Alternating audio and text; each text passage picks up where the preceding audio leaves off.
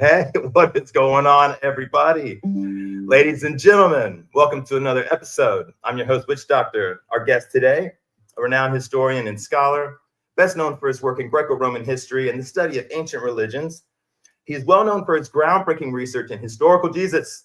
Everyone, please welcome Dr. Richard Carrier. Hello, all. Yeah. I have the little audience thing, but I didn't want to play it and be corny. So that's totally fine. I am so excited. I've been thinking about this all week. My coworkers know about it. They're watching it. So Awesome. I'm really excited. So before we get started, I just wanted to tell you the whole reason why you're even here is I wrote a book on Christian anthropology, if you will, but there's holes in it. It's not done. The chapters are incomplete. Some things are inconclusive. So from some of the channel videos you see in the title, there's been like a quest for the burning purple. What is this purple magic stuff they're talking about in some of these different shows? Looking at the artwork in the first century and like the century before Jesus, that time frame, trying to get an understanding of like what was he being drawn like? What did they envision him like, and try to get as close to the source with like their understanding of the religion. I'm not a Christian, but I'm obsessed with the religion. And looking for images, are you just Jesus, or are you thinking of like also the gods and heroes that he was painted like later? Because you know what I mean? Part of it too. Yeah, because there's like Matthews, I think that's his name. Wrote a book called The Clash of the Gods that's literally about this, how Christian art basically borrowed motifs from pagan and Jewish art before Christianity. Lots of interesting things in there, like why is he carrying a wand? Why is he wearing the cap? You know, why is he these kinds of things? And that's what he talks about. So there are other books. There are other books since Matthews came out. There have been other Christian iconography books. Off the top of my head, I can't remember them because that's not a thing that I look into very much myself, but there's some good scholarship on it going around. So definitely worth checking that out. I was always so moved by all the artwork, but you know, I was a school of the arts kid, so I guess I wasn't good enough to be theater or creative writing, so they put me in finger painting and whatnot. But it was cool because I got to see La Pietà when I was in 5th grade, and you know, I've just been obsessed with it ever since. And the magic wand's one of those things I'll ask you later for sure. Let's start this off. You know, I wanted to wipe the slate clean. You know, some people might have watched videos, some people might not have. A lot of people might not know, you know, really who you are. They might have seen your face on Myth Vision's thumbnails. So let's just start with your upbringing. Where are you from? Yeah. Gosh, I don't know how long you want to spend on that because I have my story is very non-standard. It's everybody has these assumptions about me, like. They'll see like some of the combative stuff I'll do. They'll see some of like the sober scholarly stuff I'll do, and come up with all these like ideas about my backstory, which are often not true or correct. Right. I grew up super poor, California, Southern California. And when I say poor, I mean like I didn't have a bed because I just slept on the floor, and eventually we got a mattress, but nothing else, right? Like that, it was that kind of thing. And I don't even know if this is still a thing or if people remember it being a thing, but back then, 70s and 80s, this was that long ago. I would have never known. Well, they had these things called day-old stores that they were like usually behind airports and stuff like that. And you would go where all the expired groceries were, like canned goods and bagged goods and things that when they go past the expiration date, they would get sold, you know, cheaply to these markets. And then, you know, all the poor people would go and buy the expired stuff. And that's where we would shop. Like that's how I grew up. What was your parents going through? What did they do?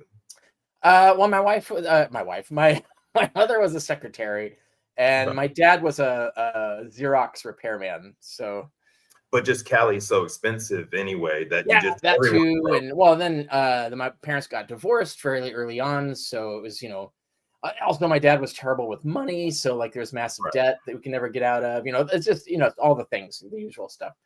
But my, you know, so I grew up with my mom mostly, and then my sisters came later, and so I helped raise them. But I actually had a pretty good childhood. Like in hindsight, I look at like some of the the stuff I had to deal with, not the poverty stuff, but a lot of the culture stuff. I see it differently now that I know things. I understand stuff about what was going on, like the kind of racism that I saw and things like that just took for normal. But so anyway, yeah, that's how I grew up, and then started working through like what they call manly jobs, digging ditches in the rain, that kind of stuff, cutting fire breaks in the hills, doing park maintenance jobs, construction. I worked as an apprentice electrician for a while, plugging and switching. Oh, really? Yeah. Cool. Yeah, yeah. Too. Yeah. Oh yeah. Plug and switch. The cheap houses. Massive housing things. Just go in and plug and switch until you get electrocuted or whatever. And then sometimes doing appliance work and things like that. So anyway, that's what I did early on, and I ended up as a busboy at a 3-star restaurant. And then, but I was relying on my parents or my mom. Well, I had a new dad, so who was great. He was a defense contractor, so he did programming for missiles and fighter craft and things like that. Wow. So we were doing a little better financially, and then I was living in basically the garage, right? Because that was just the easier way to do it. And then my parents were gonna move. They had, because my dad got a job at Northrop Grumman, so they were gonna move out in the Port Hueneme, Oxnard area. For those who know that defense industry side of things over there, and so I had to decide, like, I don't know, do I want to like move with them, or do I want to set out on my own? And so I had kind of like this crisis of manhood. Like I was feeling like, am I a man or whatever? It's like, I was, kind of weak and small and awkward and all of those things. And so I was thinking, well, I could go into the military, but I don't want to fight a war I don't believe in. And I saw this commercial. Yeah, I saw this commercial for the Coast Guard. And, it's law enforcement, search and rescue, and piracy patrol and things like that. And I was like, oh, damn, those are missions I can believe in, right? Like, I could do that. Sure. So I signed up and joined the Coast Guard. And back then, it might have been yeah, back then, Coast Guard had the second hardest boot camp, and they measure that by washout rate. So, dude, yes, we lost about half our company, like, didn't complete boot camp, like half. Oh yeah. And the Marines were the hardest, obviously, and then it would be after us, it would be the Army, and then the Navy, and I think Air Force is the easiest of them all. And if you think, like, why is that? The reason they make the reason they make the boot camps like that is because it was based on the order of how likely you are to be shot at, right? So the Marines are always the first, right? So you figure anybody who comes out of Marine boot camp, you go, this guy better be able to handle being shot at. Right, like the Air Force, they're not, whatever. Like, we don't really care that much, but we just want them to be obedient and get the job done. But Marines are going to be, we don't want them freaking out on a beach, right? So, and the Coast Guard is the second most shot at back then, right? Like we had people were shooting rockets at us, like for so yeah. So yeah, so it was a real thing. Anyway, that was a bit of a like an eye opener, and I did do what I wanted. Like, it made me stronger, tougher. More skilled. Like, I did feel like, I hear that about you. That is that did that, and I worked in security clearances for a while I waited for my rate training. And the thing is when I went up with the Coast Guard, to the recruiters, I told them, like they're often like, oh, what kind of mission do you want? And I got like a 98 on my ASVAB, right? So they're like, I was gonna say, you probably got pretty high. Yeah, the recruiters are like, you can have any job you want. And I said, well, I want to work on the ships, the big ships. And they're like, and it's funny because all the other people I know, all my other buddies who went into other armed forces, like, are just shocked by this story, because they're used to like shady recruiters that like scam you into things. No, my recruiters are super honest. They said, dude, are you sure? Because nobody wants the ships. Like, everybody wants Baywatch, right? Like, that's what everybody wants. I said, no, I just have this. I just want to go and live at sea for a while. Like, just, I don't know. It sounds exciting and interesting. And so they said, okay, if you really want to do that, then you should pick sonar, because there are no billets for sonar on land, right? That guarantees you'll be on the big ships. And I was like, oh, awesome. So I do sonar, and that was a year of training. That's basically 12 college units of electronics engineering. So it was like actual, like, it, qualified qualified college units in electronics engineering. And in the Coast Guard, we did everything because they didn't have many sonar techs. So I was trained to use the equipment, passive and active sonar, to fix the equipment.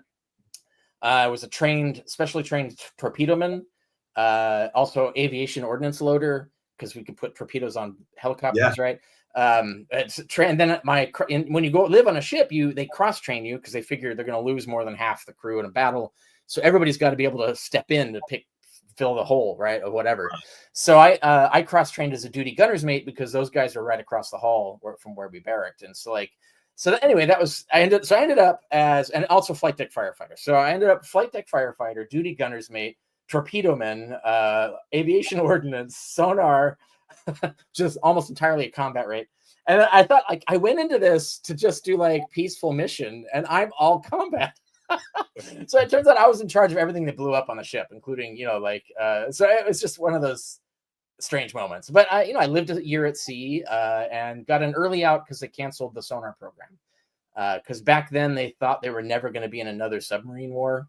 Russia had collapsed, China hadn't really grown. Yeah, because you figure this is the early 90s, right?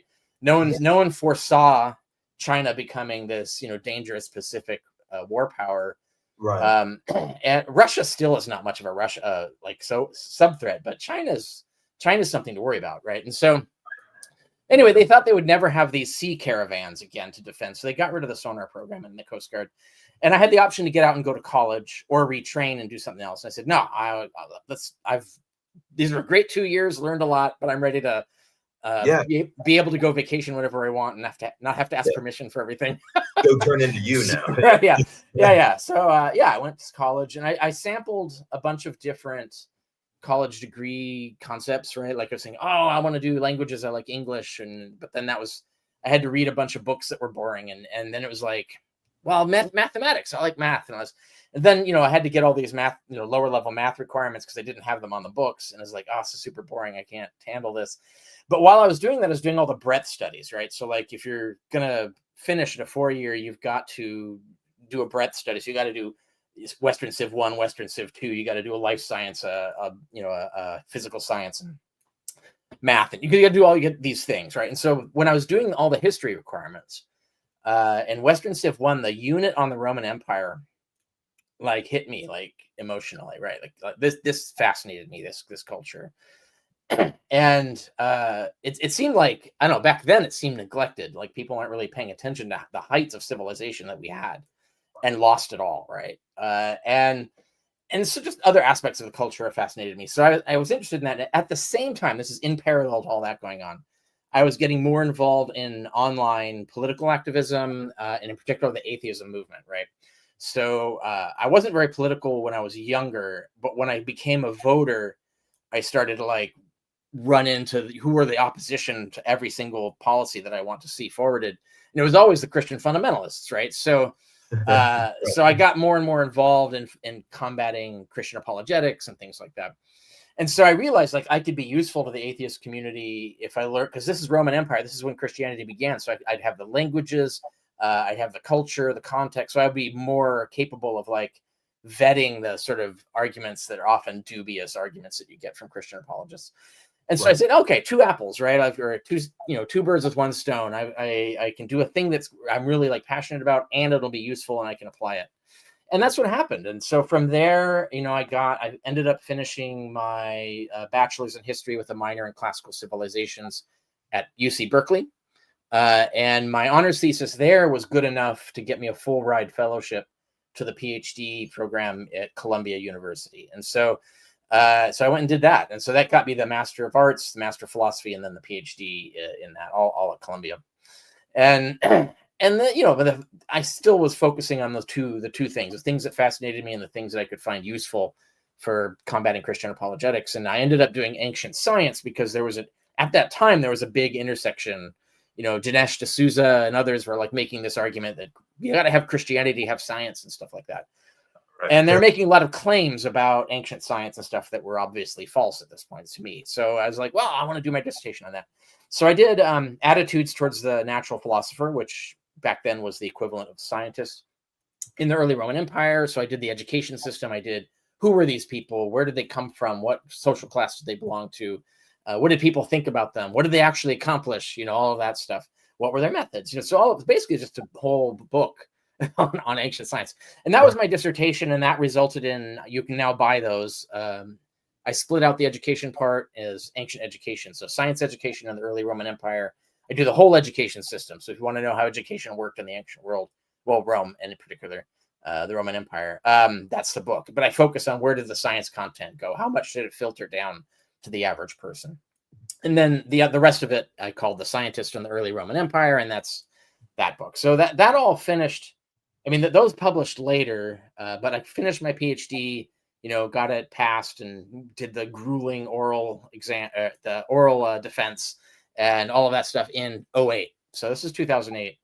And what's that?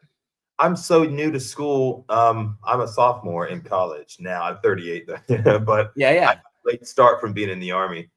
An oral defense? I heard of that. Yeah. So you basically sit for, so after you finished your PhD, your dissertation, you finished your dissertation, your advisor committee, which will be made up of a variety of different people, all in some way related to the field that you're doing. They usually have like one person from a different university has to be on the committee. One is your advisor who's been advising you the whole time, and then the others will fill out the rest. And I can't remember how many, 4, I think. Might have been more than 4. I can't remember how many were on my, it's at least 4. And and once they say, okay, you're ready to defend, and you spend 4 grueling hours with them just fucking grilling the shit out of you. Okay. Like, can you defend this? Can you freaking defend this? Wow. Okay. And yeah, for like 4 hours, it's pretty hardcore. It's like getting a black belt. They send them all yeah, out. yeah. It really is intellectual. Yeah, it's that intellectual kumite or whatever. That's awesome. So yeah, and then they sign off and say, all right, you're good to go. And that's how you get your PhD. So anyway, I got that. But you had already been in the Coast Guard, so you're like, correct. Yeah. Come on, me, bro. Well, I don't know. Like I have to say, and before this, there's like a few years before, I had to do oral exams, which is a similar process. Okay. That was for my master of philosophy, where I had to go through a similar like horror grilling, where I had these massive list of books that were more than I could ever read, and be quizzed on them, essentially grilled by angry professors and whatnot. So yeah, I had done that before, and so I had an idea of how hard it was going to be. The advantage is, on the dissertation, I really did know freaking everything there was to know, because that was the whole point of the dissertation, is you got to be the guy, right? You got to know freaking everything on the subject that you're doing your dissertation on. And anyway, so that's what happened. And so yeah, I got my PhD, but that was 2008, and so the economy immediately collapsed. I don't know for those who remember this, right? So the housing market. Yeah. Well, also everything, right? Short. Yeah. Excellent film. So what happened was there was a freeze on hires for humanities departments. So basically there were no jobs. I had all been getting ready to do a professorship, right? But now, nope, no chance, right? They're all frozen. There's no way to get in that market at that point, right? And probably not for like we were thinking. It could have been years before we get back in. Also, by that time, I had soured on the idea of a professorship, and that's harder to explain without people who haven't been inside academia. But when you're on the inside, you see like internal politics and the bullshit and the time wasting, the amount of hours of labor they demand from you to be on committees and all of this other stuff, and how little they pay you. So by that point, like we had the adjuncting was taking over, right? And it's like really below minimum wage when you add it all up in terms of the hours you do versus what they pay you. So it's a crap job, right? So not only were there no jobs, even had there been jobs, I was not excited about them because they looked like a terrible job to have. Right.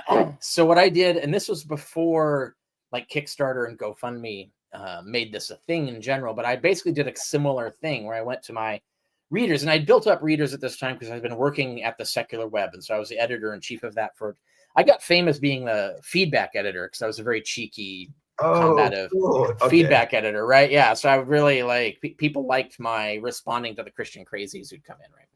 And then I became the editor-in-chief of the Secular Web, and so I got some of my first writing done on that, and then I got my first book published in 2005, which was Sense and Goodness Without God, which was about positive philosophy for atheists, not just what we don't believe, but what we should believe, etc. Because that's the whole second track of my life has been philosophy. I could go into the whole religious background where I became a devout Taoist. I skipped over that earlier. If you want to dive into that, we can rewind and do my religious backstory. Yeah. So anyway, so I did my first book and some other books in the interim. But at that time, so I had this reader base, and so I said, look, I'm about 20,000 down on student debt, which was actually small debt for a lot of people because I had a good fellowship and scholarships and things. So, but I was still 20 grand in the debt on that. And so, like, if we can get that debt killed, I'll apply my PhD to a postdoc research project of any kind you want, get a peer-reviewed study of whatever you want, and unanimously, all the donors who raised the money said historicity of Jesus. And so we need you to give really just look at this objectively, give us a definitive answer. And that resulted in $1 question, Yeah. And that resulted in, and there's some backstory to why that as well, because it had to do with Earl Doherty. I was very anti-mythicist. I was very like a pro-historicity, mocking the amateur internet stuff, very much on that side of it. And people had convinced me, this is before all this, they'd convinced me that, you know what, actually, yeah, a lot of these internet and published sort of amateur mythicists is terrible. Yeah, we agree. But Earl Doherty seems to be right. Like, he seems to be doing it right. His theories aren't kooky. There's no like conspiracy theories. It's all like sensible, seems to be really well grounded. And I was like, okay, like enough people convinced me to do it. So I basically kind of peer reviewed his book and I published that on Secular Web. And so I was known for saying, well, now I'm not so sure if Jesus existed because he, for all the flaws, take them all away, he's still got a case. So, and I haven't seen a good response to that case. And so I was like, I don't know, I guess I'm agnostic now because I'm not really sure, because the argument looks pretty good, but I've not seen it properly burn tested. So I didn't know. So that was the position there. And I just went around assuming Jesus existed, but I wasn't as cheeky about it anymore. And because I'd done that, that's when the people said, we want you to do this, like deep dive this full postdoc research program, get a peer-reviewed monograph done on this. And so I did. And that resulted actually in several books, but the big one was On the Historicity of Jesus, which is this huge peer-reviewed book that was published by Sheffield Phoenix, which is then off of the campus of University of Sheffield. After that, like 29, and that came out in 2014. And then after that, Raphael Lataster came out with Questioning the Historicity of Jesus in 2019, published with Brill. So we have two now massive peer-reviewed studies doubting the historicity of Jesus, and we have no comparable monograph defending the historicity of Jesus. And so that's actually the state of things right now. There's a lot of hostility coming from the mainstream side of things. So they don't like this. They don't want us to touch this third rail. It upsets all of their colleagues or themselves. So it's not very popular. Maintaining the thing. Yeah, it's upsetting the apple cart. So even a lot of the secular scholars didn't want to go there, basically. So anyway, that's the status of that. And I've done other things too. There's a whole long story I could tell you about how I exposed a fraud in Hitler studies. So that's a weird long story unto itself. I've done like the ancient science stuff. And then all the philosophy and Christian apologetic stuff. I've done quite a lot of things in naturalist philosophy, like epistemology, ontology, morality, and things like that. So I've done like cutting edge, like current philosophy stuff, not just history. Yeah. So yeah, that's sort of like the quick story of how I got to where I am. I don't know if you want to like dive back in somewhere in that story and go deeper. So you said that you became a full-blown Taoist. Yeah. So yeah, my religious background. So so I was never really a Christian, and my family never expected me to be. My mom was a very liberal Christian, like super liberal. And there was a church, like this super liberal Methodist church down the block. And my mom was a secretary for them for a little while. And she would take us there, but we would go to Sunday school and things like that. But this was the kind of place that like they would tell Bible stories alongside Greek myths and stuff, and just tell you like, oh, well, this isn't literally true. You're just supposed to understand the moral of the story, right? Is that kind of attitude. Really? Yeah, exactly. Right. Like you don't normally run into this kind of, people would call it wishy-washy Christianity. I think it's like a cultural Christianity where they were less interested in the dogmas and the controlling the political votes of the people in the pews. They're more interested in like moral indoctrination and things like that. Right. And they're more liberal minded in terms of what our morals should be. So, but what that did, however, is it gave me a pleasant experience with Christians. And the only like unpleasant ones were more like hilarious. So like when this would be like in high school, right? I had my friend dated a Christian fundamentalist. And I remember we were laughing a lot about how like he couldn't avert having her in tears, thinking he's going to hell because he believes there might be life on other planets. And we just thought this was funny, right? Like it's just hilarious, right? But you know, when I became a voter, right, and then I really opened my eyes and realized, like, oh, those are the people running the country. Holy crap! That's how I've always felt. I've struggled with. I swear, it caused me to act different, even at times. Yeah. Yeah. So the point being is a lot of people think that I'm sort of this angry, Christian who was burned by the church or whatever, and I don't have that background actually. I became an atheist before I became an anti-Christian crusader or whatever. Right. And that was stirred mainly because they're on the other side of every political issue that I care about. But that all happened like early 90s. Before that, so in high school, I was, what Christians would call a seeker, right? Like, I was like, I don't know what's true or what I should believe. I should believe something or whatever. Right. And I remember, so I was kind of like quasi spiritual then, right? Like had the vague idea that maybe there's a God of some kind. I don't really know what he's about or whatever. And I was in a bookstore and I was in the seeker mode. Like, I don't know, what direction to take and all this in my life. And I just felt, it's weird. I had this experience. I felt this psychological feeling that I should just turn around and look, right? Like it really did feel like this miraculous, like spiritual thing. And I turned and looked and I saw the Tao Te Ching that was right in front of me. And I just had like a voice in my head. It wasn't a literal voice, but it was just a feeling. Take it up and read, just like Augustine, right? And the voice of the little boy that he never found that told him to pick up the Bible and read, and this convinced him. It was very much like that, just like that. And so I picked it up and I read one verse and it spoke to me in that moment so perfectly, right, that I decided like, oh, this has to be true. Like this is some sort of spiritual force that's leading me to this, right? And so what I did is I bought like every translation of the Tao Te Ching there was. I studied it extensively, trying to like understand different translations and what the words really meant, and was very into it as a philosophical Taoist. I did not buy into like all the weird wackadoo religious stuff that like they have a lot of like magic and stuff like that going on in like the Chinese Taoist religion. No, I was totally a philosophical Taoist, very big on meditation to achieve altered states of consciousness, right? So, and I was able to do that quite a few times. I could get into that state anytime I want now, right? Like I could just be sitting in a car seat or something like that. I don't even need to follow practices. But back then, yeah, I used to get into these meditative states and I would have, I don't know, first of all, I don't know if you've ever done this where you get into this sort of holistic state of mind. It's a very pleasant and, I don't know, enlightening state to be in, right? And I would sometimes have these sort of wisdom insights in that state and sometimes have full-blown like hallucinations. I had, the biggest one I had was in the Coast Guard. And that was because I was about 36 hours awake because of overlapping duty schedules and emergency helicopter calls and things like that. So it was like midnight, 200 miles from land, middle of the Pacific, right? Black. The stars, like you don't see anywhere. Like there's no light anywhere, right? And I just slipped into one of those states. Yeah. And had this really powerful hallucinatory experience about how my mind expanded to the whole universe and felt all the seeds of the Tao and all these planets and all this stuff. And so anyway, that was like one of those experiences like, oh, wow, the Tao is real. But the thing is I was also studying science continually. And so I was studying things like altered states of consciousness and sleep deprivation and all of that. And I started to realize, oh, I'm just like making it up, right? I'm just telling myself essentially what I want and what would make sense to me. And it's coming out in the hallucination. And so, that's what really led to me to like start to think, well, if Taoism isn't true, there were other aspects too. I was finding like the philosophy contradicts, like, because the Confucians and the Taoists argue with each other.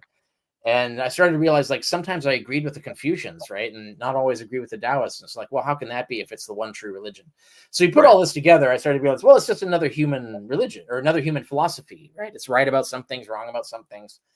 And so then I had the question, like, well, then what is true? And so then I, went on this quest to like pursue Western philosophy and things like that and try and figure out, like, how do we answer these questions if we've given up on the religious side of things? And that eventually I started writing Sense and Goodness Without God on the ship at sea.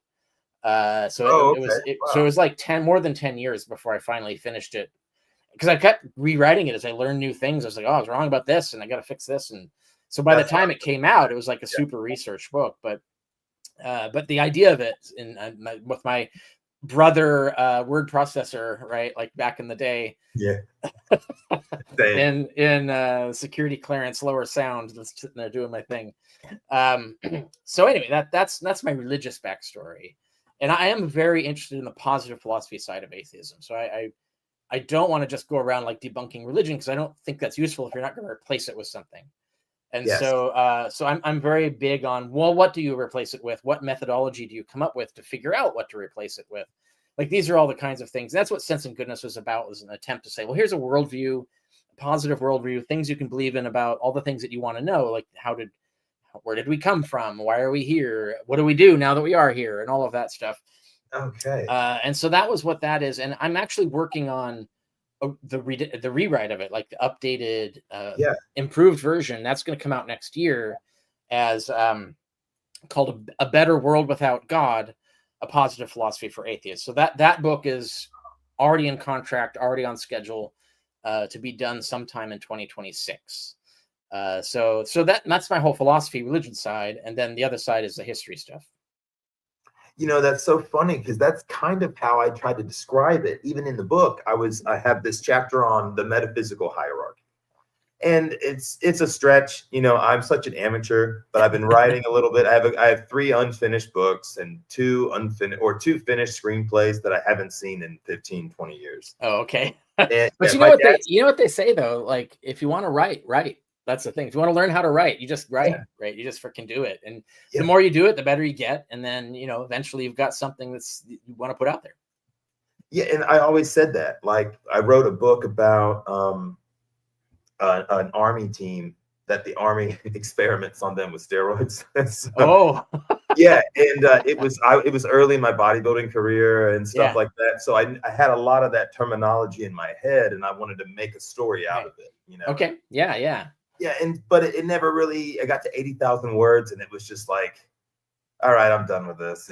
What's next? I couldn't finish it. I didn't think it was going to be good enough. Yeah, I don't know. Yeah. Yeah. Maybe Stockholm syndrome came in, or Yeah. imposter syndrome. Sorry, Yeah. No, I know imposter. what you mean.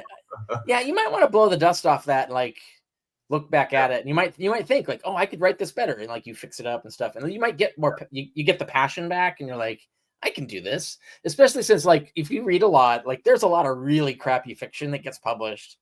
Oh yeah, I got plenty. So if you might start to realize, I can do better than that. What are you talking about? Uh, So yeah, your imposter syndrome will start to boil away once you see like people are getting published that really ought not. And if that can happen, certainly you can outdo them. I I would know a expect. few. I know a few guys that have done some books as well. My dad's got like 20, Oh and so, wow, yeah, yeah, I've been trying to follow in the footsteps some, but I never really finish it or complete it. yeah, So yeah. this one I was trying to complete, but once again, thank you, baby. um, I was writing a book on a Roman soldier that is suffering from what we call now PTSD. Right. And this is going to be a little silly, but it was kind of something I was entertaining really hard a few years ago after having some experiences myself. And so I was in my head, I was thinking, if this Roman soldier was to meet, let's just say, and I was an atheist growing up, so I've never really believed in the historicity of Jesus. I've always thought maybe it's based on a couple guys that existed, during this revolt time, but I wasn't ever educated enough on the cultural surroundings of the time. So Yeah. I was like, before I can write this passage, or before I can write this story and finish, I got the beginning, I got the end, because it's pretty much the end of Jesus. It's just the Bible starting from here forward. And okay, yeah, right. he's a spectator when he's getting crucified and everything after he'd already gone through some kind of, initiation. So I was looking for ideas on where I could insert that from the Bible, because we have this this famous freaking Mark 14:51 verse now that never had so much attention till a year ago. And I was like, what if this is the Roman soldier? And I was like, maybe not. Maybe I won't dive too deep into that, because everyone's arguing over the as freaking fiction. You could play with that as fiction for sure. Yeah, I don't think any of this is silly. I know several people who this is a spur for developing fiction. I've actually been hired as a consultant on some of these projects. So people who want to write, and they come up with some interesting fictional stories. I think there's a lot of room for fiction in doing this stuff, especially now. If you're going to do that, you could, because it's fiction, you could pull in things like the secret Gospel of Mark, or some of the other, the Gospels that quote unquote didn't make it in the Bible. Right? There's I don't know if anybody realizes that Nicolas Cage is now going to be Joseph, the father of Jesus, in apparently a realistic depiction of the infancy Gospel of Thomas, which, if people have ever know what I'm talking about, this is practically a horror novel where the toddler Jesus is just murdering everybody. It's really horrific. It's like a terrifying. It's like The Omen. It's like a really terrifying story. A few live streams on the Nag Hammadi and okay, right. Yeah, so there's a lot of stuff, and there's even weird stuff like you go into Hippolytus or Irenaeus. They're talking about these other things, that really strange things, that the documents are gone, so we're just hearing them. They're just polemicizing, right? So they're not entirely reliable narrators, but you can tell there's something weird, right? And so there's a lot to cannibalize out of all of that, I think. Well, a book I would recommend. I don't know how much you read academically.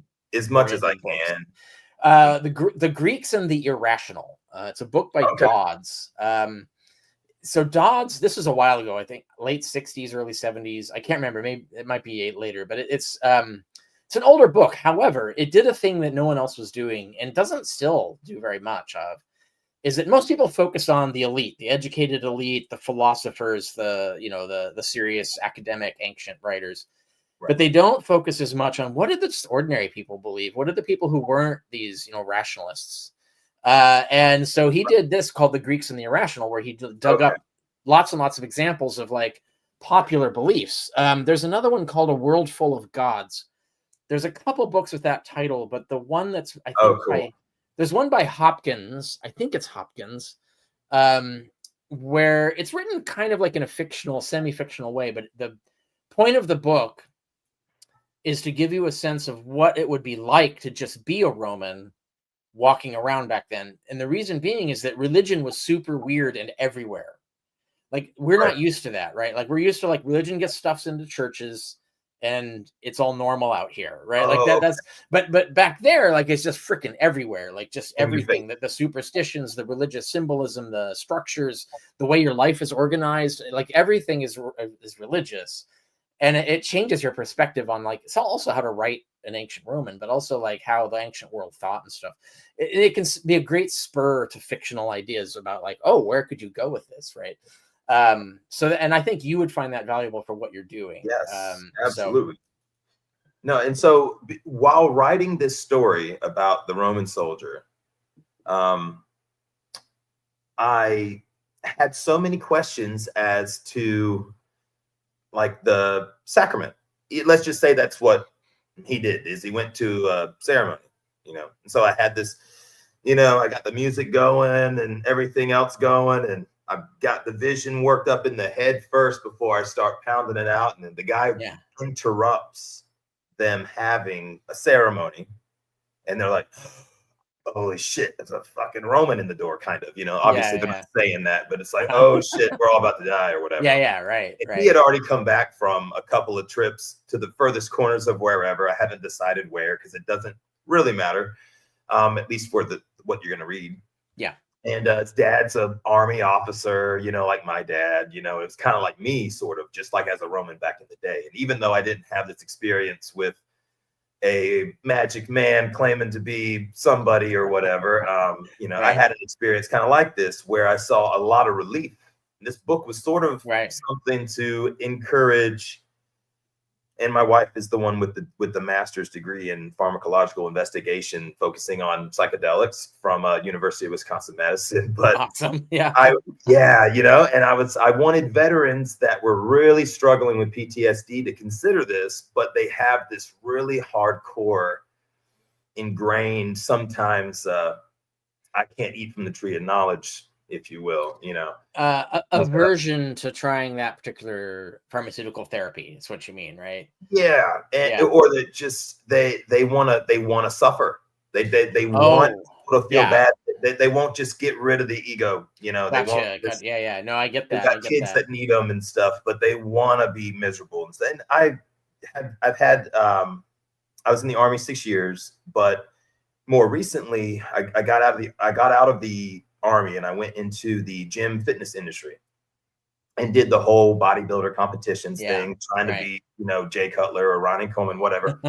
And then I wanted to get a real job.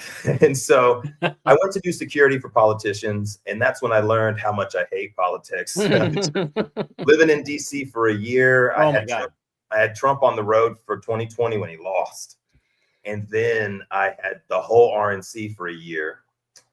Some of the things I heard out of those walls, very funny. And then not too bad, but you know, the things. And then I had DeSantis. Oh my God. He's like the boss from Employee of the Month. I can't even explain it. He talks to you like you're a third grader, you know, it's just bro. But I wanted to get the heck away from that as well. But I had a bunch of war veteran friends on the road with us with Trump. And since then they heard my story and they've done their own thing and it's really helped them and whatnot, you know. That's people amazing. that weren't doing so hot. Yeah. But you know, and I don't have the right education to really talk about that either. But that was the problem with the book, was I was like, what the heck is he going to do? Because this book's going to get backlash. Not that anyone's going to read it, because you know as well as anyone, so many people publish books, no one but their mom and dad buys it, or their Well, you never know. That's all. Their neighbors. I mean, you're doing the right thing if you're building an audience base through YouTube. That's kind of the way now.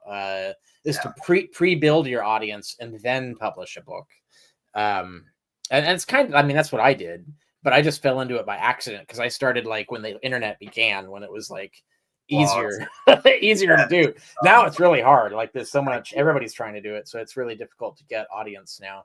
It explodes. You know, there's a lot of people starting their own channels and sometimes they never really take off because, you know, the algorithm of having something unique about it. But it led me to, you know, this other book, which is the one that I'm almost done with. It's about 145,000 words, but it actually honestly needs to be a little longer because of just how much material is covered here. But from what you've just freaking told me about your books, so much of them sound like what I've been writing about. This is perfect. So, when my mom was in the 90s, my mom was she was in school for anthropology, and we did live in Panama for 3 years. So I grew up with Plants of the Gods on my coffee table and like the Gnostic Gospels by Elaine Pagels. Right. Origin of Satan on the toilet. Oh, Holy Blood, Holy Grail, you know, seeing this in my mom's car every day. So I wanted to talk about, let's say we were from a different dimension and I was in the Army and I was a civil affairs guy again. That's what I did in the Army. We are the cultural guys for the Army. We study the place. We go there, we help the good guys and hopefully not help the bad guys. You know, Exactly. The movie Three Kings, that's what they were supposed to be doing. Right. So if I was a CA guy from a different dimension and they were like, hey, we need you to go to Earth One and build us a presentation on this religion called Christianity. Right. I would show up and I would have the Nag Hammadi, I would have the codex, all the codexes, I'd have everything. So kind of like doing a documentary on the Civil War, you're going to need 20 episodes that are 3 hours long. It's such a big book and it needs a lot of pictures like Plants of the Gods. And without the pictures, it just doesn't work. So copywriting that, making sure that sided right, all of that, I Yeah. haven't even begun, Yeah. so, Yeah. and I don't know the legalities. So I'm kind of working with like my friends. I've met a couple of other guys that are in that world. Like Stephen from Cross Bible, he kind of knows the Yeah. legalities on what you're allowed to use and stuff, which by the way, I was at the end, I was going to ask you a fun question before we're done. And this is that one thing that I wanted to find besides my theory on what color that Sindona was in the garden. Right. Okay. So, we're doing good on time. So I'll go ahead and just start now. So I've had this fun theory that the purple that they put on Jesus in the story, Yeah. I don't actually think that there was a guy named Jesus and that his name was Jesus. I think this was maybe based on older stuff, but there was a lot of guys doing this, and so they kind of made a Tony Montana version of this. Yeah, and you're writing fiction about it anyway, so that doesn't matter, right? So Right. like, Okay. yeah. Good Right. point. So And yeah. so I thought, the Sindona gets jettisoned somehow, whether the details of a hand grabbing it first or whatever, doesn't matter. And I figured, well, if they're going to have this like purple cloth that they put on Jesus, I mean, I guess they might have that laying around in the Romans shit, like I've been deployed. We got all kinds of stuff laying around, Right. Yeah. And I was like, but they just had this dude run away and he left the thing. And I was like, oh, Okay. so Yeah. that's I the see where day you're was going with perfect. this. Yeah. And then I found a picture of David. I'm sure you've seen it 1,000 times. He's wrapped in a purple Sindona and they had the horn of oil pouring it over him. And I was like, that's what it looked like. It's just this is what the artists were saying it looked like with David. That's, maybe naked, but in the artwork, they'll change stuff a little bit. Which brings me to, I guess, the next question. I need to read the book. You gave me a reference for it, but the magic wand. I always heard in art school that the magic wand was, well, I didn't hear it in art school. I heard it from my mom, actually. Talking about the witch's broom was a medical servidil of some kind. That's just what I had heard. So when I heard that story from all the other channels that have been talking about it, Jesus with the magic wand made me think of how artists used the magic. I had heard that the artists used magic wand to represent the same thing.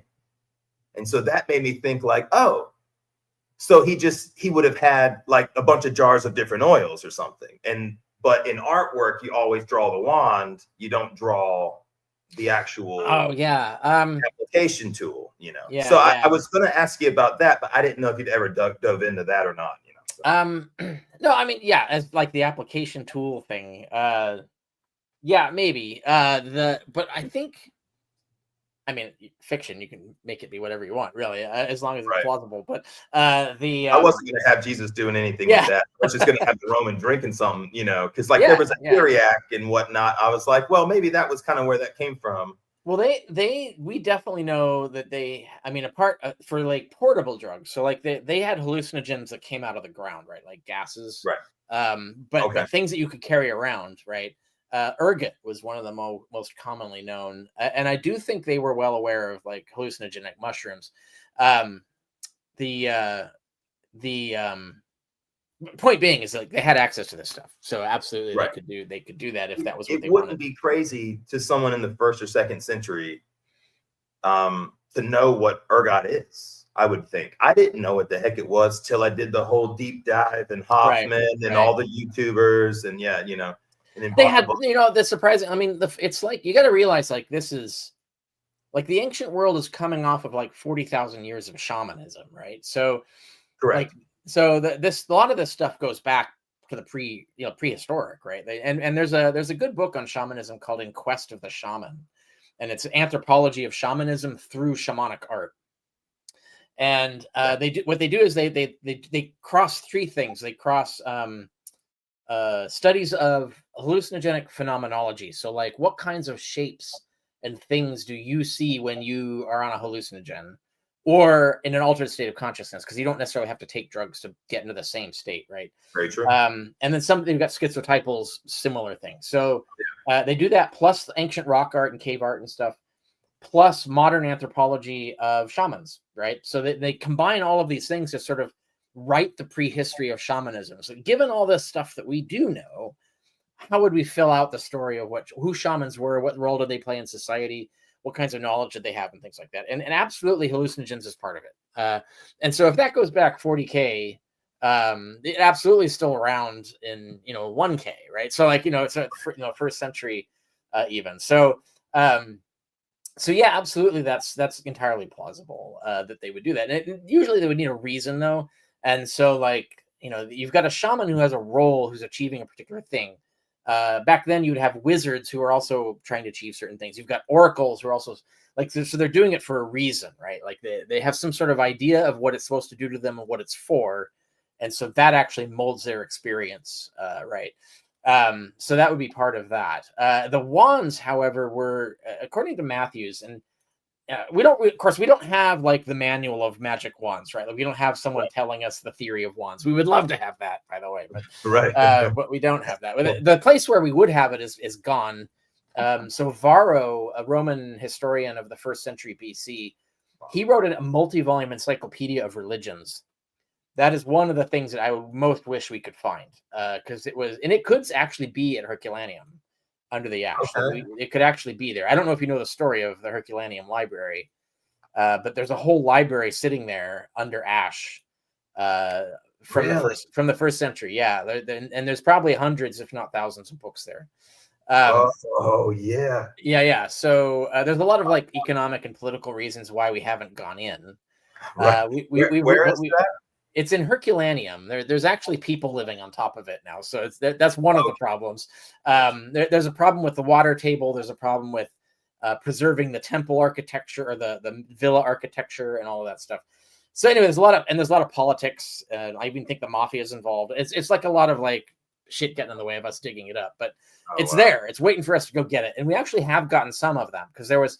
What it was is that when the Vesuvius erupted and ash was falling, because Vesuvius just got wiped out by like liquid, basically just hot plastic, right? This is pyroclastic rock. It's not full on lava, but it's just superheated, like liquid ash, wiped out, burned up everything. So if there was a library in Pompeii, and there would have been, the books are vapor, right? They're just gone. But in Herculaneum, it was a slow fall, right? So the ash fell slowly and piled up, and so it baked, right? It baked it. So the scrolls are charcoal, right? And we found this in the late 19th century. And what it was is that when the ash was falling, whoever lived there, it was some rich guy, the Bill Gates of the time or whatever, was trying to escape his mansion with his books. And so there was a staging area in his atrium where they were piling up books, and there probably was a wagon that had books, and so they probably got away with some of the books. But eventually they just ditched, right? So they left books there. And that means there's probably a lot more books in the library because they couldn't finish. So we dug up the atrium part where the pile of like leftover books that were staged to be removed, but they gave up on it and ran away.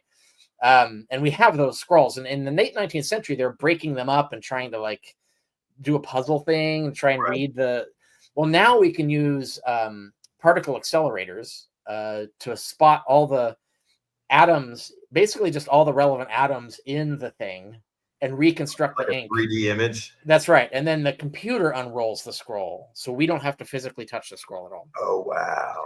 And we're using AI to like translate, like figure out like where there's damage and stuff. How do you fill in the damage with not translate but transliterate? Like, so you're looking like maybe there's a thing you can't read a letter. We're using AI now. There's Aeneas Project and the can't remember what the Greek version was, but anyway, the Latin version. But there's the these two projects are trying to reconstruct from the scrolls we have, right? And that's just a few that we got in the atrium, but the rest of the library is there. So Varro's multi-volume encyclopedia of religion could be there. It's gonna have detailed accounts of the mystery religions. It's surely going to talk about Judaism. It's pre-Christian, so it won't talk about Christianity, but it'll give us lots of really interesting things. It might have a section on wands, like what are wands for, right? Like that kind of thing. What's the theory of wands? What do people say? Anyway, so like what Matthews proposes is that that it's kind of like in Harry Potter, this idea that the wand is imbued with just magical potency. So maybe it comes out of like a sacred tree. Well, it's literal power, right? So like the idea that if you can course, and I think it's Mark where someone touches the robe of Jesus and his power passes through his robe into her and she's healed. The wand was meant to be a way to do that. You could transfer your power to perform miracles, right? So it was really literally just a wand, like in Harry Potter, like it's just a magic wand. It affected that thing. So when Jesus is touching people to cure them of leprosy or to raise them from the dead, I don't remember if we have a painting of him cursing the fig tree, but they might have done that too, like where he right, like he wands the tree, right? And I do think it's touching. I think you always have to touch with the wand, unlike Harry Potter, where you could do things at range.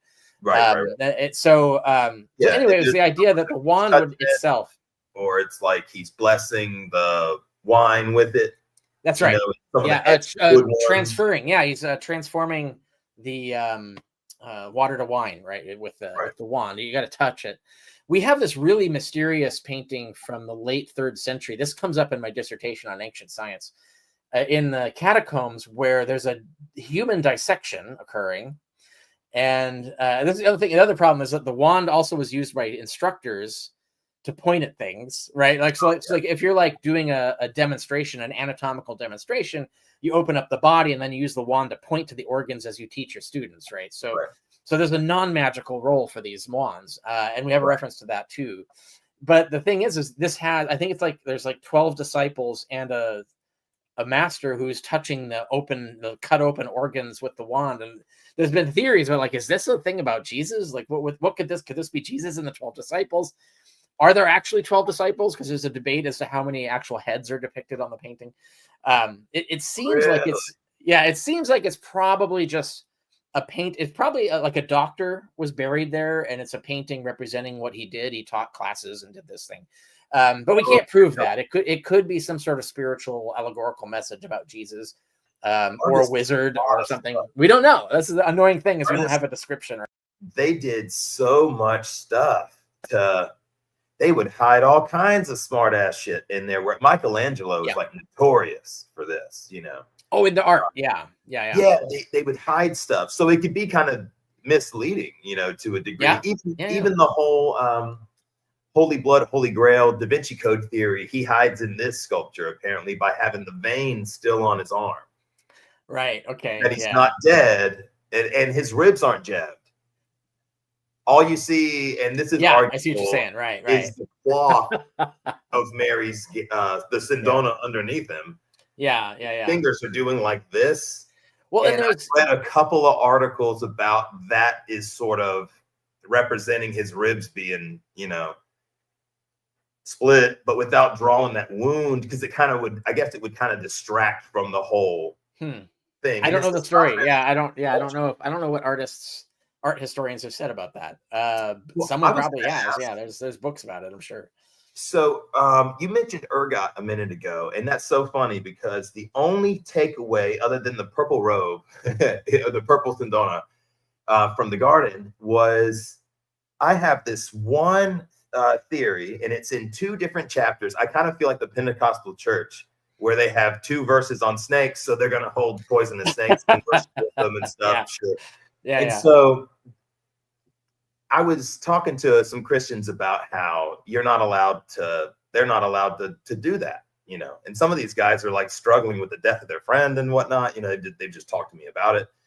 And I told them some of my experiences, and they're real big Christians. And they're like, you know, and so, and I can't just, you know, tell somebody, go do that. You know, but if it's something that they've found on their own, the curiosity and stuff, you know, I could at least tell you my experience, if anything. But so ergot, you know, I didn't really know even what ergot was until, you know, a couple years ago, going down all the books on everything, and then here comes the Immortality Key, and I'm like, okay.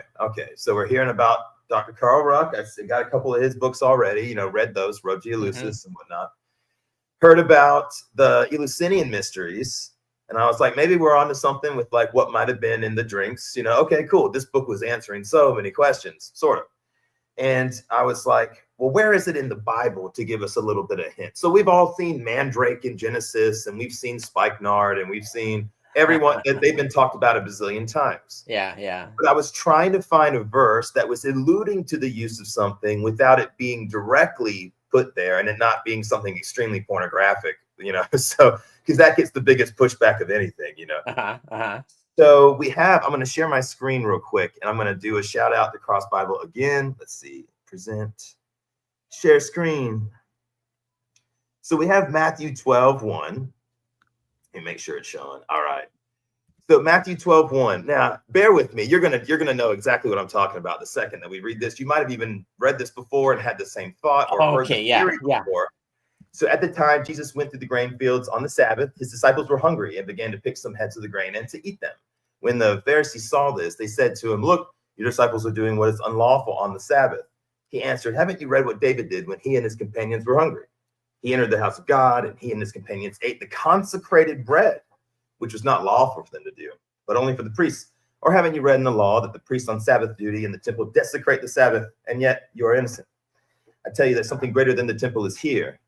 Now, when I'm reading this, after reading all of this, I'm like, okay, I can't help but think to myself, this guy's going to have to avoid the psychedelic fungus on the head of this grain for this to make any sense that he's eating just food.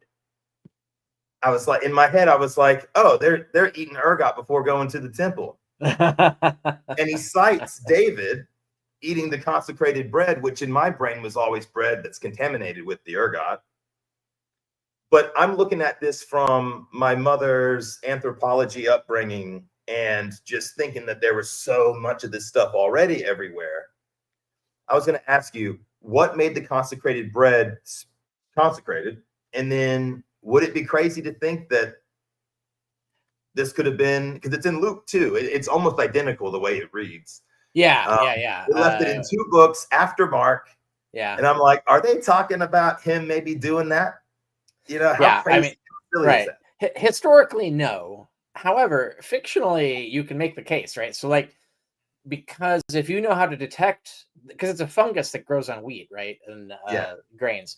So, like, if you know what to look for, you would know what to eat, and if you are at least taught correctly, you know how to not like kill yourself, right? Like, right. Point being is if you're using it through your whole life, like it ends badly for you. Like this is not it's worse than being a heroin addict. Like it's gonna like rot your body basically. St. Anthony's right, yeah. But you can if you these are people that are expecting to die young anyway. Like average life expectancy for an adult is 48. So that's less of a concern, really, right? So it's totally plausible that they could be specifically, the author obviously is not mentioning this, but you could, contrive the idea that they're referring to this secret skill that would be told, like, they're going to find the ergot to have experiences which they would interpret as opening the door to heaven, right? Like gods and his angels are talking to them. It's a way to like open the veil between the earthly world and the heavenly world, because for them that's actual space distance, but there was still like the whole idea of Jacob's ladder and things like that you can get into a state of hallucination where you're like experiencing contact with that higher world, right? As the angels come down and talk to you, right? And that's what I would, if someone showed me that, I mean, like someone has in this lifetime.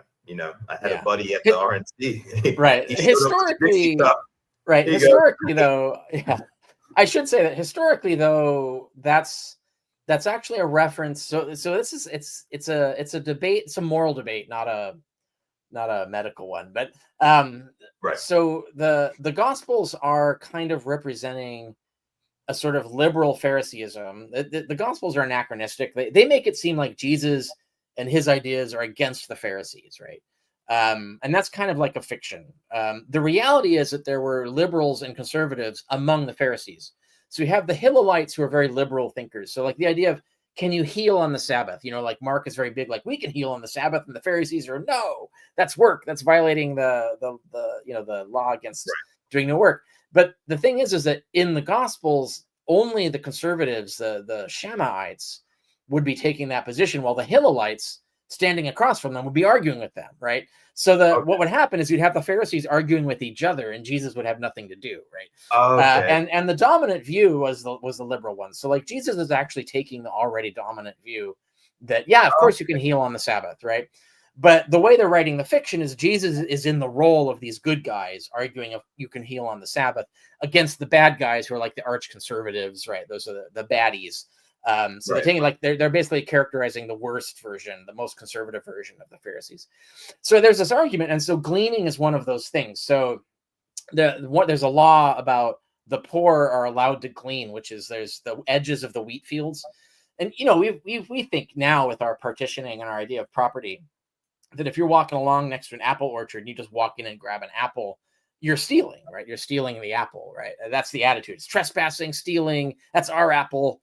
But the Bible actually says, no, the poor can do that. Like if you're walking along the street and there's an apple there, you can just pull it and eat it. That's called gleaning. As long as you can't walk in to the field, you have to get it from the edge. But if you can get it from the edge, you can eat it. It's public food. And that's a very kind of enlightened, anti-elite attitude about the ability to eat. And this makes more sense back then where food insecurity is a huge problem, right? Like they don't have refrigerators. Market days, markets are closed. On holidays, markets are closed, and like every day practically is a holiday. So and then walking to the market could be a chore. Like having money to buy food is a chore. And storing food is a difficulty. So like being able to access food is like a big deal, like way more than I think we realize as in the United States or the first world generally. And so the idea that makes sense. And so what's going on there is like the arch conservatives are saying, no, you can't do that. And Jesus is saying, but the Bible says we can do it. And even like there's the story about David, which actually has nothing to do with gleaning, but it's this idea that if even he could do that, it's an argument a fortiori. It's like if God allowed him to do that, surely God really did mean us to be able to do this, right? Like this is weak tea compared to that. And so that's kind of it's a moral argument going on there. It really has nothing to, the wheat is incidental, really. And so that's the historical thing. However, like you said, like these people wrote in code and hid things, and there were secrets that you were always told to understand the stories. Like they were constantly, like you get this in Mark 4, where he's outright saying that Jesus is tricking people, right? He's telling them a story and he doesn't want them to know what he means. And then he takes the disciples aside and says, but I'm going to tell you what I really mean, right? And if you take the stories literally, you're not going to be saved, right? But if you understand the real moral message of the story, you will be among the saved, right? So this insider-outsider mentality, where you're concealing the truth in an allegory or a story, that's mainstream. Like everybody's doing that. The Gospels are doing that everywhere. Right. And so if you're writing fiction, like you have much more liberty to like speculate on what is the secret, right? Yeah, what is the message? So that's I would say authorized for fiction for sure. Have you seen? I'm sure you have and after this, I want to bring on one of my buddies, Chase, that's on our panel, if that's cool. And he has a couple questions from the audience. Sure. Yeah, you bet. So The Big Lebowski, Ethan Cohen. I love the movies. I'm a huge Coen Brothers fan. So you like them?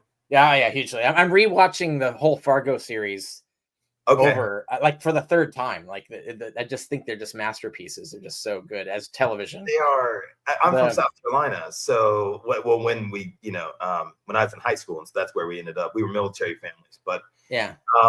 And Oh Brother Where Art Thou? Based on kind of. Right. Yeah. And so I was wondering. I looked him up, and I was like, "Oh, Odyssey, right? He's a philosophy major." Ethan Cohen is. Yeah. And that comes out in their work a lot. Yeah. All the time. Yeah. Even from all the way back to Raising Arizona. But yeah.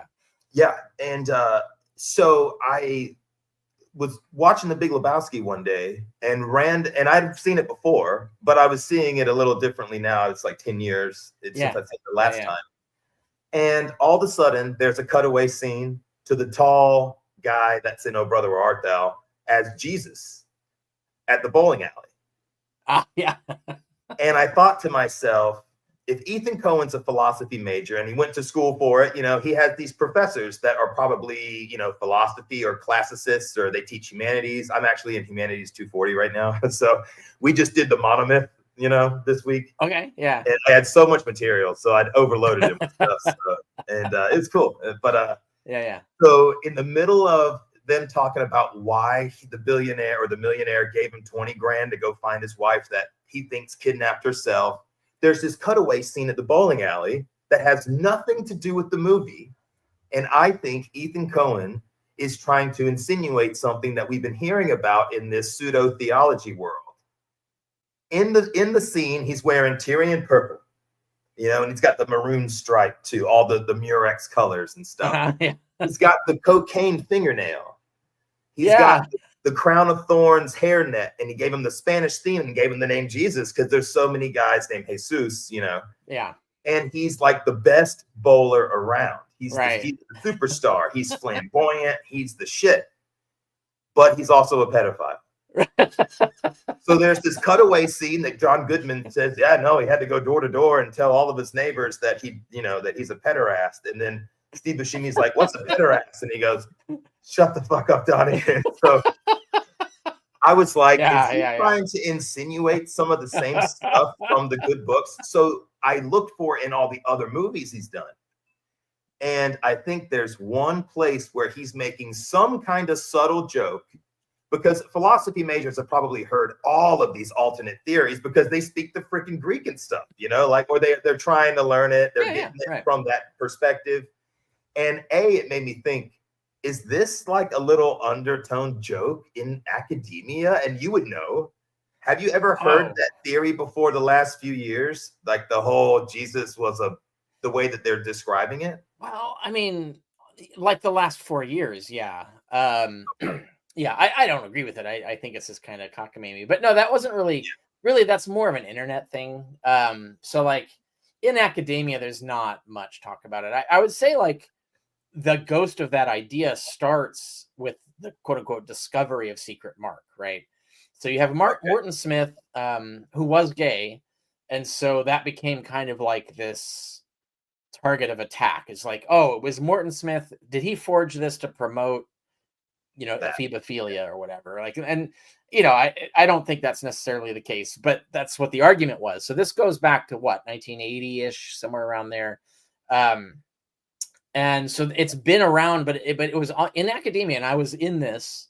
So I actually, my dissertation advisor was a colleague of Morton Smith. So, so I had that perspective, but it was, the debate always became, did he forge it?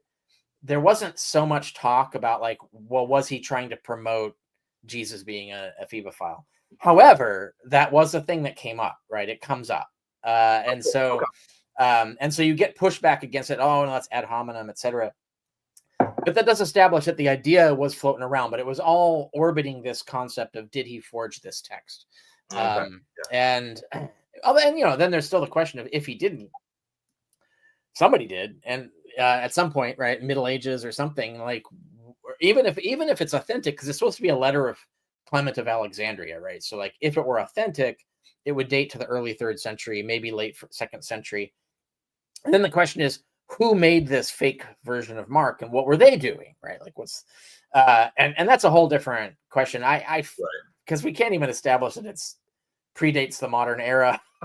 I don't know. Because there's other theories that it was forged, like, I can't remember, like the 19th century or 17th century or something, because there's something to do with the history of the manuscript. There was a fire at the library where it was, and somehow this got copied over or something. Like, there's a lot of like hinkiness going around in the early modern period, like 100, 200 years before Morton Smith's time.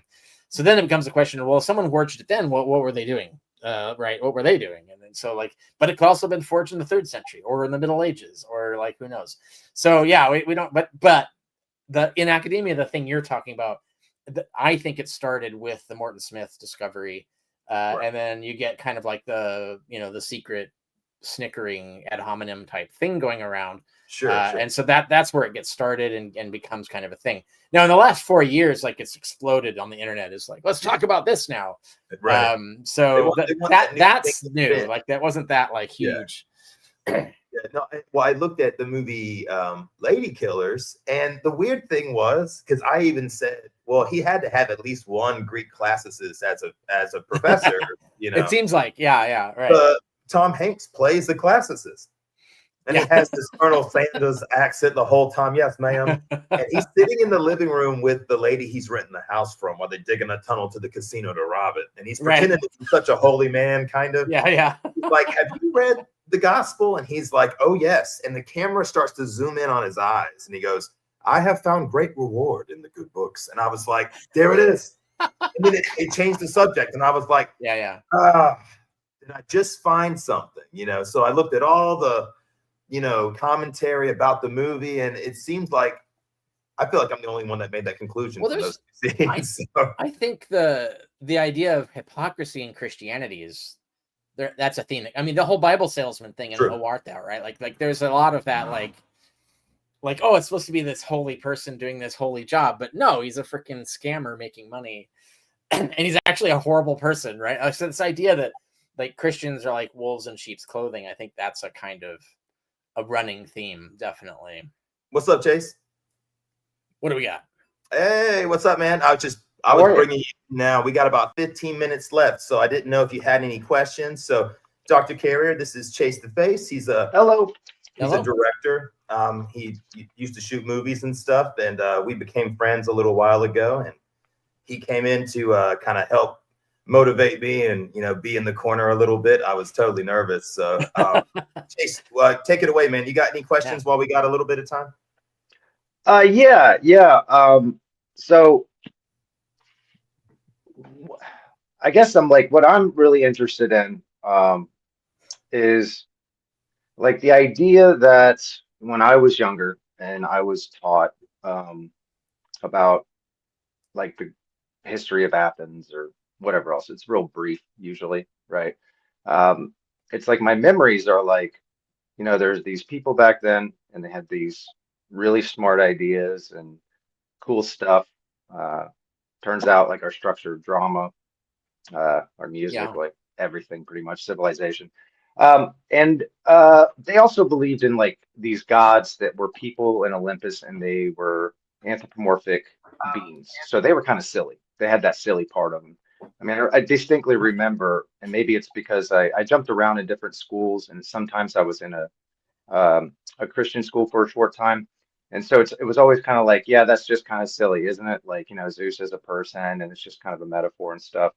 And so I want like, what are your thoughts of, I guess, with mystery cults, the Orphics, I don't know, actually anything in this general direction that we might be misinterpreting these gods as how they were not like, we're assuming they spoke about them like we did, or that they interpreted like we did.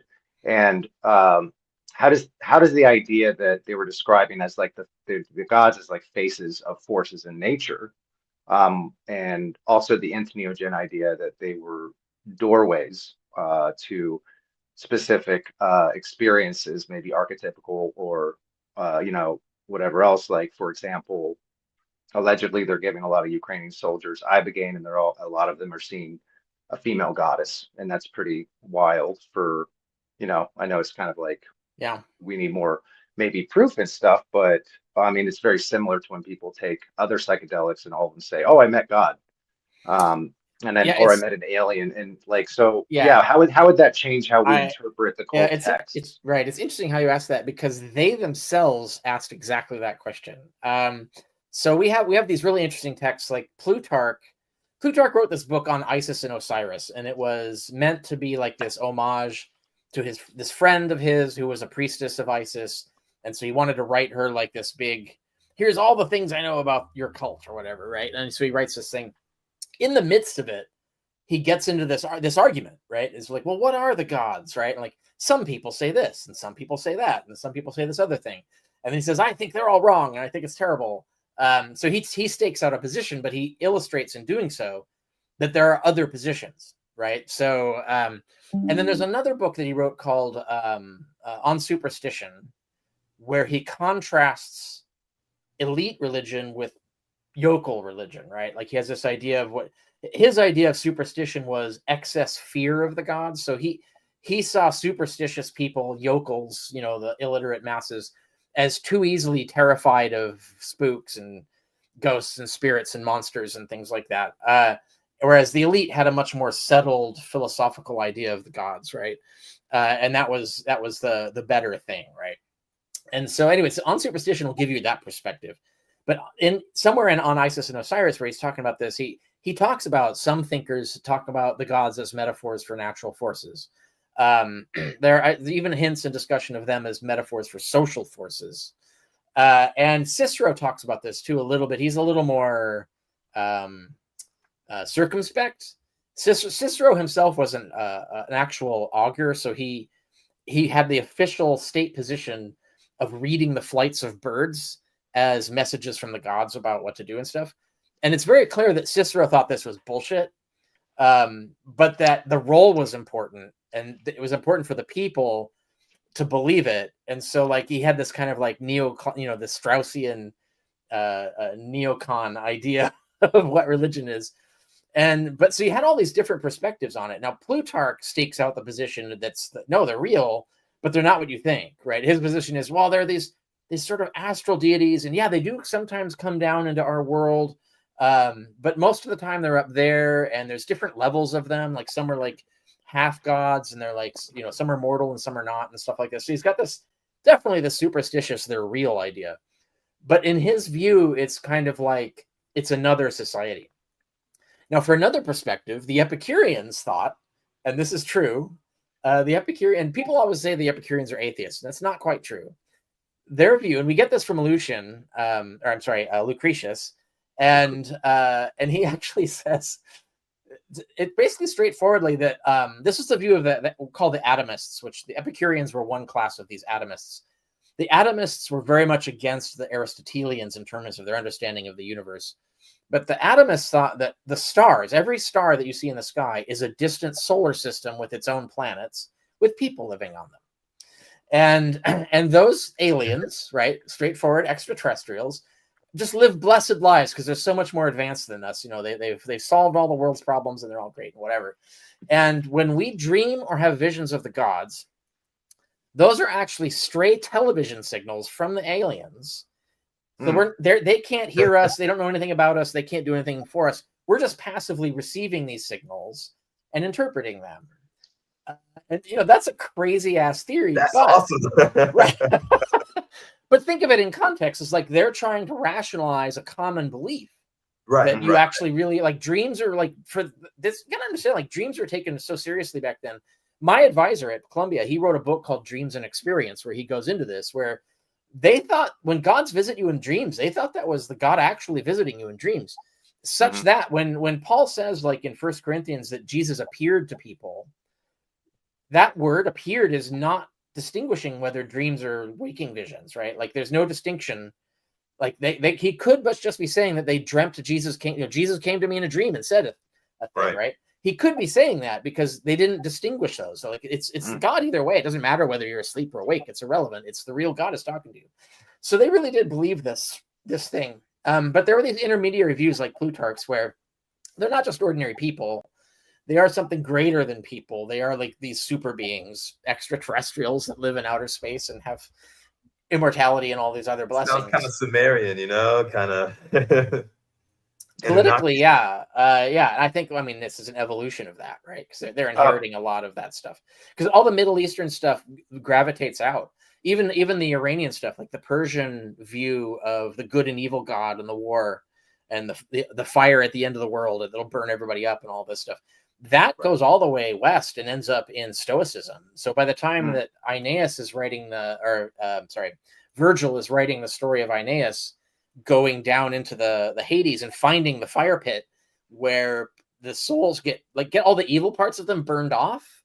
And then once it's burned off, they can float up to heaven, right? It's this idea that, it's like purgatory. And I can't remember if he mentions there's some that they're so evil they have nothing good left over, so that they will never get out. But the other, everybody else, no matter how many sins they had, they'd all get burned off eventually, and they get to ascend.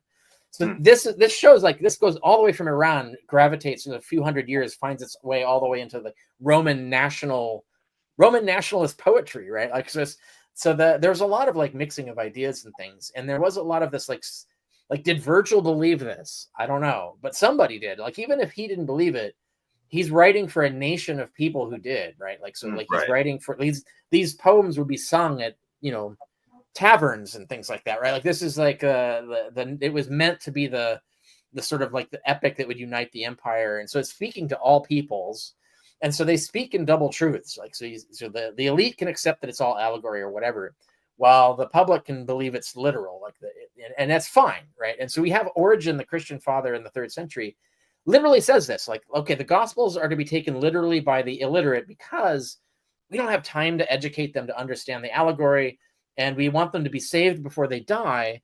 So we'll just let them believe it literally while we the elites understand that they're not to be taken literally. And then when they're dead and they go to heaven, we'll have endless time to explain it all to them. Right. So it's the idea that we'll just educate them and we'll send them to college then, because then we'll have unlimited resources and time. And this he's taking this serious, he's saying this with a straight face. Like Origen really thinks that this is the case. Right. So you can see like the diversity of views. Like they really did believe their myths, but there were also some people who tried to allegorize the myths. Yeah. And you So often can't tell who the area. Yeah, right. Yeah. Okay. And then there are people who believe who do both, right? Who want it to be both. And so yeah, it's all over. So you can work with all of these in fiction for sure. Yeah. Right. So to add on to that, like that first lens, and like, so I've got a lot of notes. I'm really sorry. I'm going to try to summarize it because it'd be really boring if I just started. We're going to have to bring you on again too. Yeah, sure. We got about 5 more minutes, but I would love to have you on. Happy to be back. Yeah. The whole time. Yeah. So basically, like there's a lot of cultures all over the world, from Siberia, Vedic, Mesoamerica, Mediterranean, Taoist, Greek, shaman, Mystic cultures, and the Amazon, South America, whatever. Yeah. So Hindu, all this stuff, right? And there's a variety of different practices that they have, and the bodily product of some of these practices, urine, blood, semen, saliva, sweat, breath, tears, milk, are in some of these rituals, right? And there's a lot with eyes as well. Snuffs, drops, tobacco juice, cocoa mixtures, kana, which I actually might serve at my kava bar, but I don't know. Ghee, other stuff, ritual tears, and there are these rituals. They would drop this stuff in people's eyes, right? Yeah, and blow dust. Right. Which hits all of the membranes, right? It goes up the nose and then the eyes and can get into your mouth. These are all mucous membranes, and they're all access pathways for certain drugs. Yeah. So that makes sense to you, like the physiology of a person, that my skin's an organ, all this other stuff, I absorb stuff, and then I can create byproducts, and that some of these people have figured out that those byproducts either enhance or change something, and that they're trying to accomplish something. Yeah, usually when they're working with the byproducts, they're enhancing them, right? Like, so no one expects, like, if you eat mushrooms, that your sweat is going to be hallucinogenic, right? If they use your sweat, they're going to throw some hallucinogens in there and then market that as, oh, look, the sweat, right? It's like, yeah, but it was, you spiked it. But and the actual I think that's the kind of thing. It is actually hyper concentrated with mushrooms. Right. Yeah. Your body, if it hasn't been metabolized, right? Right. I guess they would have to be a lot, like so. That's a question for your wife. It's a question of like how much usable product would survive metabolization and filtration of the renal system. Yeah, I mean, there's a lot going on there. Right. So if all of these groups are doing this stuff, and the Bible is heavily influenced by other cult texts, and what I mean by cult texts is not that they're a history or not that they're a parable, but that they are cult texts, like could be potentially operations of what these people are doing. So if all of these things are mixing together, and regardless if we try to go down the linguistic road or not, it seems pretty clear to anybody reading a lot of stuff that Christianity obviously just didn't come up with all of their stuff, and somehow it just matches a whole bunch of cult texts that might be got stitched together into one kind of thing. They're definitely under widespread influences, multiple Jewish sects, multiple pagan points of view. Which is nothing wrong with that, right? Yeah, right. So what is the probability that they're doing some of the same stuff that these people were doing, and people are still doing in some tribes now, like Eleusinian type stuff. And that we're reading. If we argue that these texts, so the standard atheist argument is you just believe in something that is just a bunch of contradicting parables and a fairy tale, and there's no history that Jesus was around.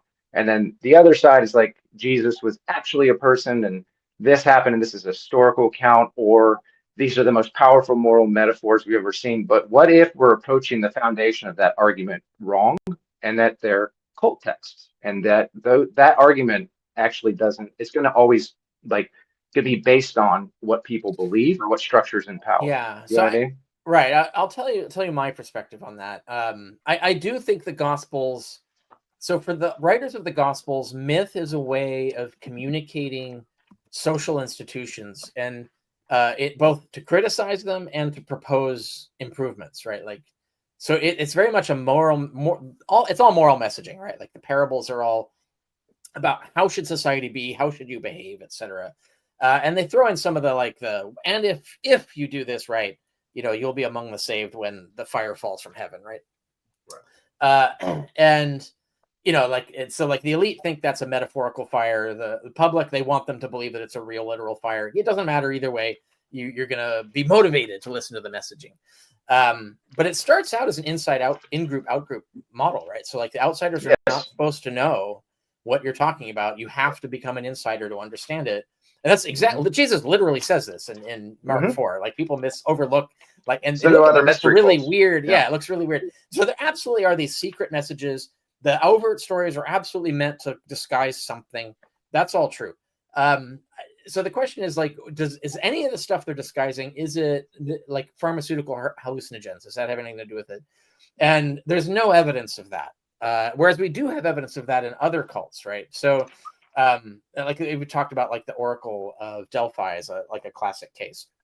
But it sounds more like what we hear about are things closer to the realm of incubation and sleep deprivation, right? Like these and ritual chanting, like these things that create altered states of consciousness without drugs. And also almost certainly, like Paul is almost certainly schizotypal, which means he's not like disabled. He doesn't have schizophrenia, which makes it like it impairs your ability to live. Right. He has like half schizophrenia. And that actually secured you. These were like the classic shamans, right? Like if you had you're schizotypal, people would put you in a position of shamanism, which is actually a social status upgrade, right? So like, and you actually have power. Shamans are usually on drugs 24/7. Yeah, no, but that's the thing. Is what I'm saying is like the human brain is designed to hallucinate naturally. We don't need, like, drugs are like a fast way to do it, but we don't need them. So like someone who's not schizotypal, it's harder. Like, so I've done it. I'm not schizotypal and I've gotten to hallucinatory states without drugs. But schizotypals can get there even more easily. So they don't need the drugs. Now, drugs are for people who like can't figure out, they don't have a technique to get there, or their brain is just not built to get there. Well, the drugs will like solve that problem. The Christians don't seem to be doing that. Like the apostles we don't have stories from all the apostles, so we don't know what all the apostles are doing. But from what Paul tells us, he just seems that he hears voices. He's just all the time, like he's always talking to Jesus. And I don't, there's no reference to him like taking anything or referring to a sacred, like there's no rules about who gets to take it or what it's never mentioned. So that doesn't mean it didn't happen. There could be there. It's just that we aren't authorized to conclude it because we don't have that evidence. However, in the context of fiction or speculating hypotheses, it's within the realm of possibility. So like you can do that. It's just it had to be so secret that they're like literally avoiding every chance to refer to it. And so that kind of makes it difficult for us to know. But again, fiction, you don't need to know. Like if you're just trying to like come up what are plausible hypotheses, and we're not claiming to know the answer, then yes, this would be a plausible hypothesis. You can build out from that.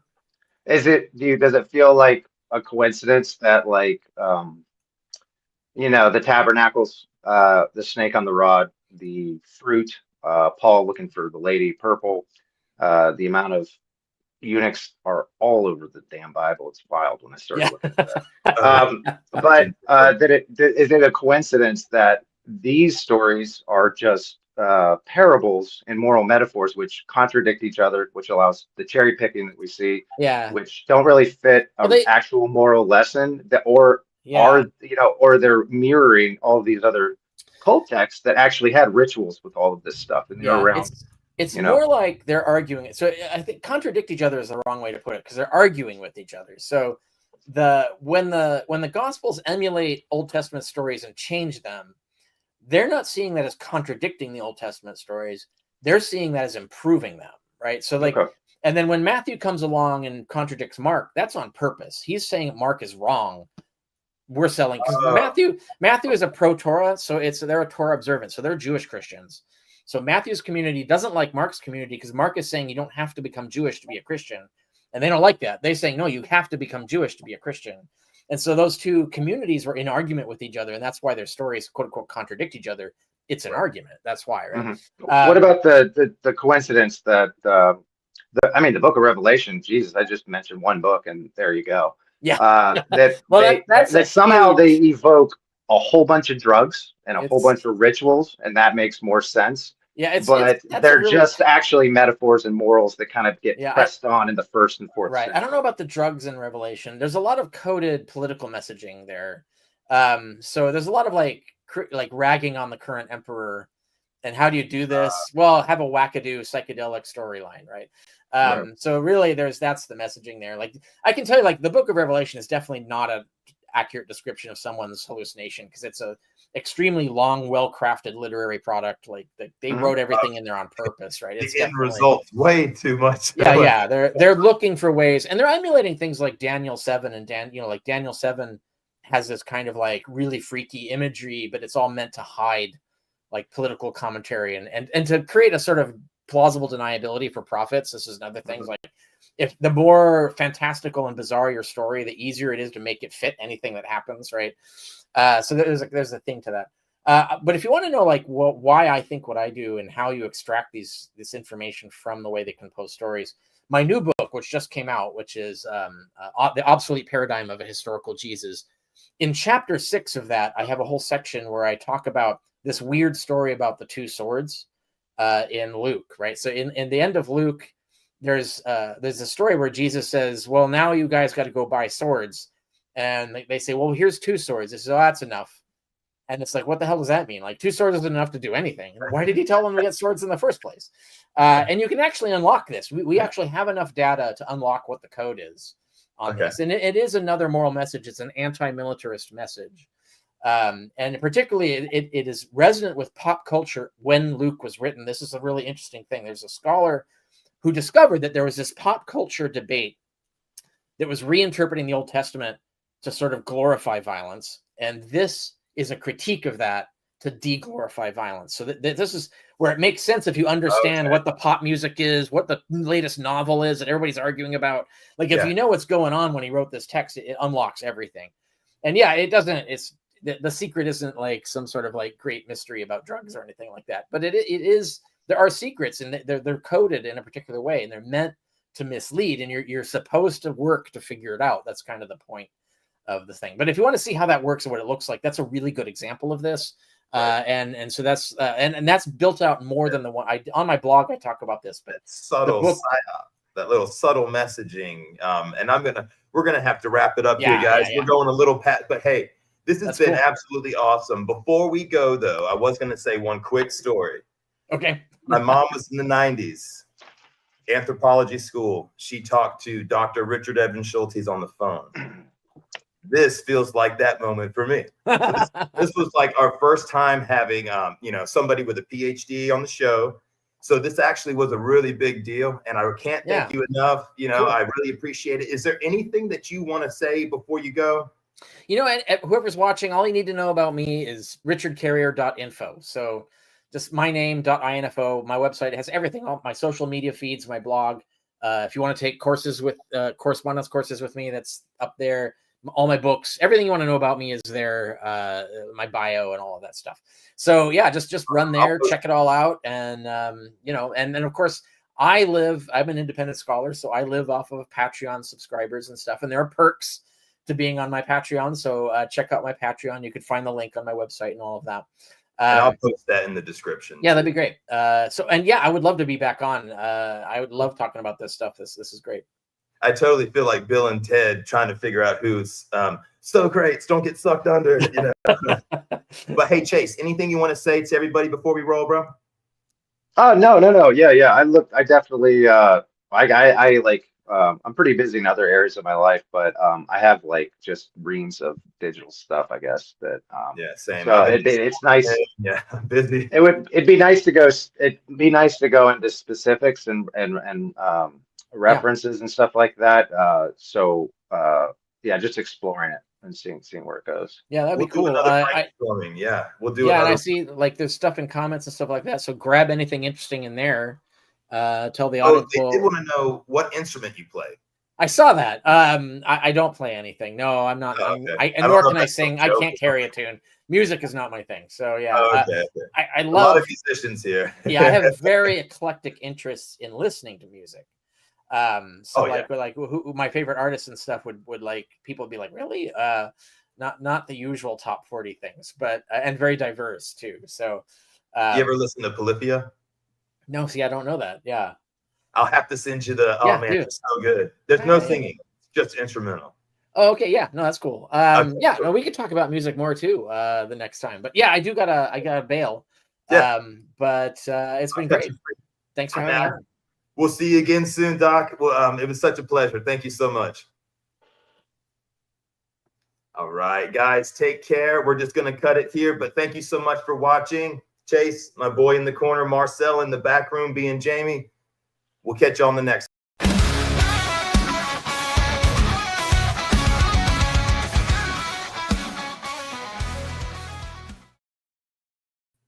All right, you guys can peace.